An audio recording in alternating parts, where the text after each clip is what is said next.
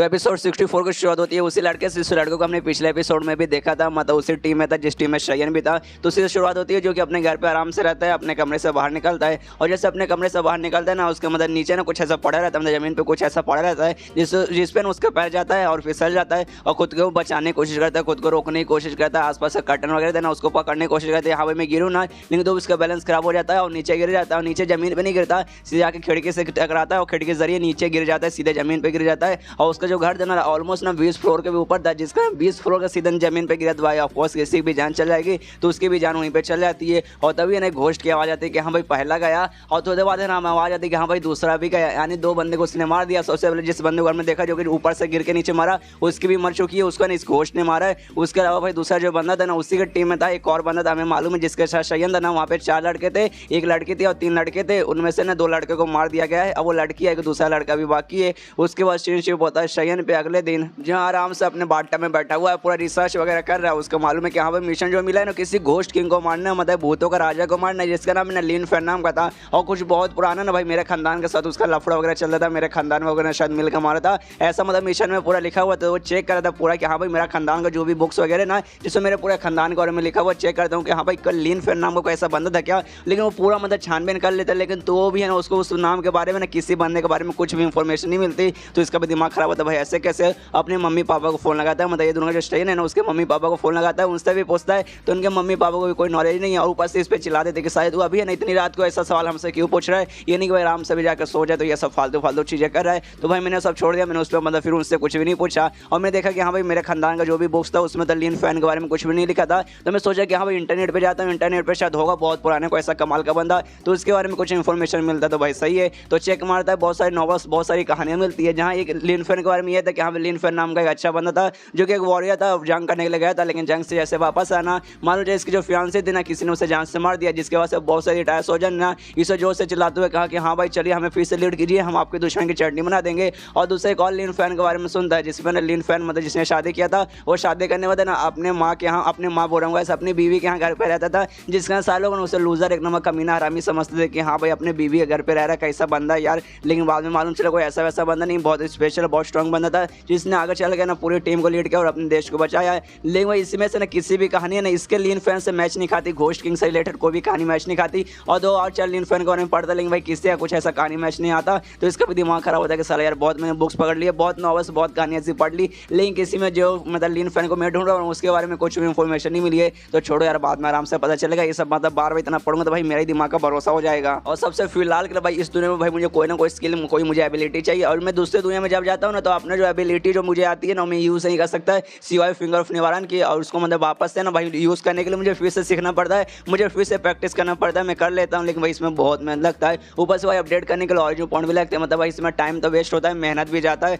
ऊपर से भाई ऑरिजिन पॉइंट भी जाता है। यार बहुत थका देने वाला काम है यार, सिस्टम तो मेरे साथ ऐसा क्यों करता है भाई, कोई आसान सा तरीका निकालना कि हाँ भाई जो सारे स्कूल में यूज़ कर पाऊँ, और चेक करने लगता है कि हाँ तो देखते हैं कि हाँ भाई सच में फिंगर ऑफ निवारण छोड़ के जो बाकी स्किल होगा जैसे डिवाइन फिस्ट हो गया, गार्डियन ऑफ रिबाउंड ज़ेर हो गया, या फिर वो स्वॉर्ड रे हो गया, कुछ वो यूज़ नहीं कर सकते सिवाय फिंगर ऑफ निवारण का। तो सोचता है कि हाँ चलो भाई पहले मेरे पास है एक्सपीरियंस, वापस सीखने का जाता हूँ। अभी मैं ब्रेक लिया था लेकिन ब्रेक का टाइम खत्म हो गया, जाता हूँ कमरे के अंदर आराम से। सबसे पहले जो गार्डियन ऑफ रिबाउंड ज़ेर ना इसे सीखूंगा ताकि ना प्रोटेक्शन वाला मेरे पास कम से कम एक कमाल का एबिलिटी रहेगी भाई, हीलिंग वाला फिंगर ऑफ निवारण एक प्रोटेक्शन वाला मिल जाएगा तो भाई बहुत काम आएगा। और अटैक वाला मतलब स्वॉर्ड है ना बाद में आराम से सीखूंगा, उसको सीखने के लिए भाई मेरे को सबसे पहले ना सुंदर सुंदर लड़कियों के भी आसपास रहना पड़ेगा, तो भाई उसका भी इंतजाम मुझे करना रहेगा। इसलिए अपने कमरे में आ जाता है आराम से, जो गार्डियन ऑफ फ्री वाउंड है उसका प्रैक्टिस करना वो चालू करने वाला था। लेकिन उससे पहले मालूम है जो गार्डियन ऑफ फ्री वाउंड है ना ये 2 टेक्निक मिलकर बना है, सबसे पहले गार्डियन ऑफ हेवन गेट और दूसरा है ना रिबाउंड से, ये दोनों मिलकर बना हुआ है। तो ये सोचते हैं कि हाँ भाई मैं जब सीखा था ना उस समय भाई मैंने अलग अलग सीखा था एंड में ऑरिजिन पॉइंट देके मैंने दोनों को साथ में कंबाइन कर दिया, लेकिन भाई अब मुझे एक साथ अगर ये स्किल सीखना है तो मुझे पहले से भी ज़्यादा मेहनत करना पड़ेगा, और शायद हो सकता है इसमें मुझे पहले से ज़्यादा ना ऑरिजिन पॉइंट भी मुझे लगेगा। तो फिर भी प्रैक्टिस अपना कंटिन्यू करता है, और जैसे मतलब उसके पास ऑरिजिन पॉइंट हो जाते हैं अपना मतलब वो ऑन कर लेता है ना, तो ऑरिजिन पॉइंट देके उसको फाइनली अपडेट कर देता है, एक्स्ट्रा लेवल पे पहुंचा देता है। लेकिन एक्स्ट्रा लेवल पहुंचाने के बाद इसके शरीर में पूरा ऐसा अजीब सी चीज़ें होने लगती हैं, बहुत ज़्यादा इससे तकलीफ देने लगता है, और कहता है कि हाँ भाई वो दुनिया का शयन है। फिर दूसरे यूनिवर्स में गया था ना उस समय जो शयन थे ना वो लोग काफ़ी पावरफुल था, उनका बॉडी ना बहुत ज़्यादा स्ट्रॉन्ग था, लेकिन ये दोनों जो शयन है ना एकदम नॉर्मल बंदा जिसके पास कोई पावर नहीं, उतना कुछ स्ट्रॉन्ग नहीं है, जिसका मुझे थोड़ी सी तकलीफ हो रही है, कोई बात नहीं सह लेंगे थोड़ा। तो इसी प्रैक्टिस करता हूँ, फाइनली उसका ना पहुंच जाता है, पहुंचे तो नोटिस करते हैं हाँ भाई इस मुझे लगभग 240 लगे, इसको ऑरिजिन पॉइंट मतलब 240 ऑरिजिन पॉइंट लगे इसको ना एक्स्ट्रा लेवल पहुंचाने के लिए, और हमेशा भाई मुझे याद है ना खाली 140 लगा था, लेकिन भाई इस वाले कॉम्बिनेशन है ना भाई, कॉम्बिनेशन के जरिए मुझे 100 एक्स्ट्रा लगा, तो भाई इसमें कोई प्रॉब्लम नहीं है, उतना भी मेरा कुछ नुकसान वगैरह नहीं हुआ है। लेकिन भाई अब है ना मेरे पास बहुत ही कम ओरिजिनल पॉइंट बचे, और ये मॉडर्न दुनिया में भाई ओरिजिनल पॉइंट कमाने में थोड़ा सा प्रॉब्लम हो रहा है। लेकिन कुछ भी हो जाए भाई, मुझे और भी ओरिजिनल पॉइंट कमाना है, दूसरे स्किल्स वगैरह को मुझे ना लेवल अप करना है। और तभी ना उसके मोबाइल पे कॉल आता है, इसको मोबाइल का जो रिंगटोन है ना बहुत ज़्यादा अश्लील, बहुत ज़्यादा बेकार रहता है। तो उससे पहले सबसे पहले इसका दिमाग खराब होता है, सोचता है कि हाँ भाई ये दुनिया का स्टाइल कितनी बेकार, इसका भाई इतना गंदा गाने सुनता है, कोई बात नहीं, अरे मैं बाद में आराम से रिंगटोन चेंज करूंगा। और देखते भाई किसका फोन है, तब मालूम चला तो वो जो लड़के ना जिसको मैं पिछले एपिसोड में देखा था जी उसका फोन है। तो उठाते हो कहते कि हाँ हेलो क्या हुआ तुमसे, क्या मतलब तुम्हें क्या काम है। तो सामने से ना बहुत ऐसे घबराते हुए बोलते कि देखो मुझे तुमसे मिलना है, मुझे अर्जेंटली ना तुमसे मिलना है, जल्द से जल्द मिलना है, जल्दी से ना किसी होटल में आऊँ, वहाँ पे हम लोग मिलेंगे। और देखो वो यार तुम्हें आना पड़ेगा, अगर तुम नहीं आओगे तो मैं देखना मैं अपनी जान ले लूँगी। तो ये सुना तो ये भी सोचते यार ये बहुत ज़्यादा घबराई लग रही है, ऐसा लगता है कुछ गड़बड़ है। तो इसलिए कहते हैं कि हाँ भाई बाजू में जो होटल है ना वहाँ पे हम लोग मिलते हैं, जल्दी आओ। और उसके बाद वो फ़ोन कर देता है, होटल में जाता है, आराम से बैठा रहता है और सोचते कि भाई वो बहुत ज़्यादा घबराई लग रही थी। और भाई उसने क्या बोला, अगर मैं मिलने नहीं हो तो जान दे देगी क्या, मुझसे प्यार वगैरह करने लगी क्या। और मुझे इसके मेमोरी में याद है 2-4 ऐसी लड़कियां भी थी जो इसके पैसों के पीछे पागल थी, जिसने इसे धमकी भी दिया था कि हाँ भाई अगर तुम मुझसे शादी नहीं करोगे, मुझे अपनी गर्लफ्रेंड नहीं बनाओगे तो मैं अपने हाथ की नस काट लूंगी, ये काट लूंगी और काट लूंगी, तुम्हारा मैं काट दूंगी, ऐसा वैसा। लेकिन बाद में सारी लड़कियां चल गई थी। लेकिन भाई जिस हिसाब से मुझे मालूम है ना, ये जो लड़कियां जाएंगी ये ऐसी वैसी लड़की नहीं कि हाँ भाई सीधे किसी के प्यार में चल जाते, मुझे लगता है शायद कुछ मामला कुछ और होगा। और तभी है ना होटल में आसपास है ना और भी कुछ लड़के बैठी थी, वो भी शर्ट की तरफ देखते सोचते भाई कितना प्यारा कितना हैंडसम लड़का, चलो भाई इसकी फोटो ले लेते भाई, यार ये इतना हैंडसम लड़का भाई हमें मिल जाए तो मजा ही आ जाए। उतने मुझे लड़कियां थी ना जी वहाँ पे आ जाती है, और उसका जो हालत है ना सच में खराब था, पूरा ऐसे भूत जैसा पूरा मुंह बना के रखी थी, बहुत ही ज्यादा डरावनी लग रही थी। और जो लड़कियां वहाँ पे जब शायन को देख रही थी ना, वो भी देखते हुए सोचते भाई कौन है भाई ये लड़की, भाई इसके पास क्यों जा रही है, उसकी गर्लफ्रेंड, बाप रे कितनी डरावनी कितनी भूत जैसी लग रही है भाई, मैं इसके पास कभी नहीं जाऊंगी, इतनी डरावनी। इसको जो जिएंगे ना शायन के सामने बैठती है, बहुत से डरते डरते कहती है कि वो मुझे नहीं छोड़ेगा, वो मुझे नहीं छोड़ेगा, वो मेरे पास भी आएगा, वो मुझे भी मार देगा, वो पक्का मुझे नहीं छोड़ेगा। और बताती है दोनों लड़के यानी ताओ और रेन, वो दो लड़के जिसको हमने स्टार्टिंग में देखा था जिनकी मौत हुई थी कि उनकी मौत हो चुकी है, वो दोनों मर गए, उसने उन दोनों को मार दिया है। अब अगला नंबर मेरा है, वो मुझे भी मार देगा, मुझे नहीं मरना प्लीज शयन, मुझे नहीं मरना, मुझे बचा लो। और सुने शयन के दिमाग में एक से भर क्या वो दोनों मर गए भाई, मुझे तो भाई खबर नहीं मिली ये कब हुआ। उतने मुझे लड़के थी ना बोलती है, मतलब घबराते घबराते बोलते भाई मुझे नहीं मरना, मुझे नहीं मरना, और अपना चाकू निकाल लेती और शयन की तरफ बढ़ जाती है हमला करने के लिए चिल्लाते हुए कि हाँ उसने कहा कि अगर मैं तुझे मार दूंगी तो मुझे छोड़ देगा, इसलिए भाई मेरे लिए तू मर जाएगा तो भाई मैं जिंदा रहूंगी। और चाकू से सीधा हमला करने के लिए बढ़ती है, लेकिन शयन है ना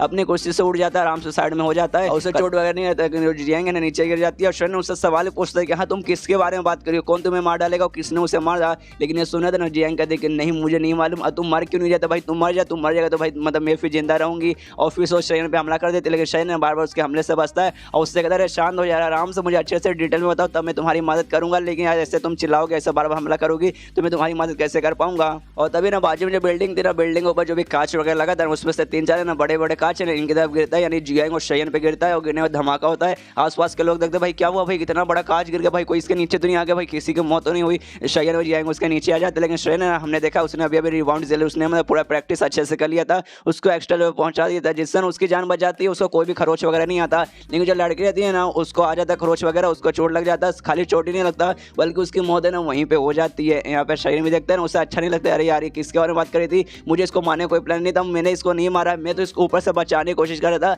अपना रिबाउंड जेल है ना इसके ऊपर भी लगाने की कोशिश कर रहा था, लेकिन यार बहुत जल्दी हुआ, मुझे इसको बचाने का मौका ही नहीं मिला, बेचारी की मौत हो गई यार। एक बार मुझे ही मालूम चलता कि हाँ भाई कौन इसको मारना चाहता, कौन मुझे और कौन उन दोनों को मारा था, लेकिन यार कुछ हो ही नहीं सकता। ऊपर से भाई इसका बॉडी मतलब इंसानों के यहाँ जो बॉडी है ना बहुत ही ज़्यादा वीक रहती है, सीधा एक हमले के बाद है ना मौत हो जाती है। अगर इसके अंदर थोड़ी सी भी जान बाकी रहती ना तो मैं अपना फिंगर ऑफ निवाना यूज़ करता, इसको वापस से मतलब ठीक कर देता, लेकिन अब मर गई है, मरने का तो फिंगर ऑफ निवाना काम ही नहीं करता। इसके बाद है ना शयन किसी की आवाज़ आती है, वो कहते हुए कि हाँ यार कितनी बेकार कितनी फालतू लड़के थी भाई, किसी काम के नहीं है भाई, इसको मार ही नहीं पाई, लेकिन कोई बात नहीं खुद तो मर गई, चलो भाई तीसरा पेशेंट भी मेरा गया, मतलब तीसरा मेरा भी शिकार गया, अब वो मर गई, अब भाई एक ही खाली बचा। यहाँ पे शयन बोलता भाई कौन है भाई, किसका आवाज़ है भाई, कौन है आसपास, लेकिन वो सामने से ना फिर से आवाज़ आती है और कहता है कि हाँ भाई चल भाई, वो तीनों का तीनों मर गए, अब भाई चौथा तेरा नंबर है भाई, मुझे अब कल का इंतजार है, कल भाई तेरी भी मौत हो जाएगी। यहाँ पर शयन चिल्ला रहे कि साला कौन है भाई सामने हो, लेकिन सामने नहीं आता। तो ये भी कहता है अच्छा भाई मिस्टीरियस बनने की कोशिश कर रहा है भाई, भूत बनने की कोशिश कर रहा है, लेकिन भाई मुझे मालूम चल चुका है। तो ये अपना मतलब ओरिजिनल पॉइंट में देखता है कि हाँ भाई उसका ना इसके द्वारा ओरिजिनल पॉइंट मिला है, तब मालूम चलता नहीं ये और कोई नहीं बल्कि ब्रेन गुई है, वही बंदा गाइस जो हमने देखा था पिछले एपिसोड में, जो 4 बंदे थे, एक शयन था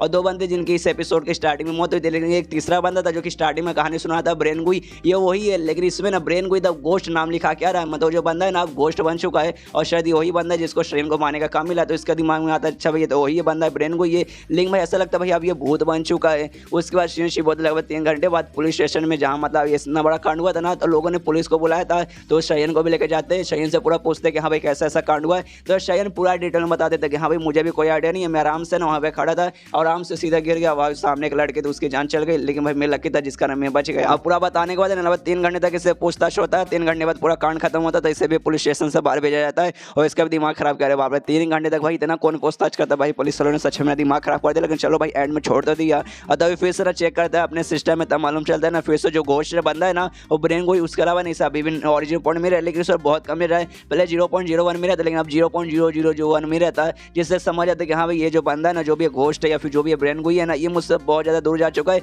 जिसके कारण भाई मुझे अब कम मिल रहा है। लेकिन भाई ये जो भी बंदा है जो अब घोस्ट बन चुका है, क्या इसका कनेक्शन उस बंदे के साथ है जिसको मतलब मारने का काम मुझे मिला है, जिसका नाम लिन फेन है, को भाई मेरे सिस्टम में बता रहे हैं ना, वो भी एक घोस्ट किंग है। और जो ब्रेन कोई है ना, ये भी घोस्ट बन चुका है, मतलब दोनों घोस्ट है, तो हो सकता है दोनों के बीच में कनेक्शन है। और शायद मुझे इसको मारने का मिशन ना हो कि भाई इसका नाम भाई कुछ और दिखा रहा है, मुझे जिस बंदे का नाम मतलब मारने का मिशन मिला है उसका नाम कुछ और, मतलब दोनों के बीच में कनेक्शन वगैरह हो सकता है। ऊपर से भाई ये जो बंदा है ना, मुझे इसके द्वारा ऑरिजिन पॉइंट मिला है ना, इसमें भाई गुस्सा द्वारा या फिर ऐसा द्वारा नहीं मिला है, बल्कि जलन के द्वारा मिला है। मतलब ये जो बंदा है ना मुझसे जल रहा है, जिसका मुझे ऑरिजिन पॉइंट मिला है। और भाई मेरे पास ऐसा क्या भाई जिससे इतना जल रहा है भाई, भूत बनने के बाद तुझे मुझसे क्या भाई जो जल रहा है। मतलब भाई सच में ये बहुत ज़्यादा मिस्टीरियस बनते जा रहा है भाई। कुछ भी हो जाए मुझे मिस्ट्री जल्दी से सॉल्व करना है, अपने मेन दुनिया में वापस जाना है। और ये चैप्टर यहीं पे खत्म हो जाता है। तो मिलते हैं अगले किसी वीडियो में, जब तक के लिए बाय बाय।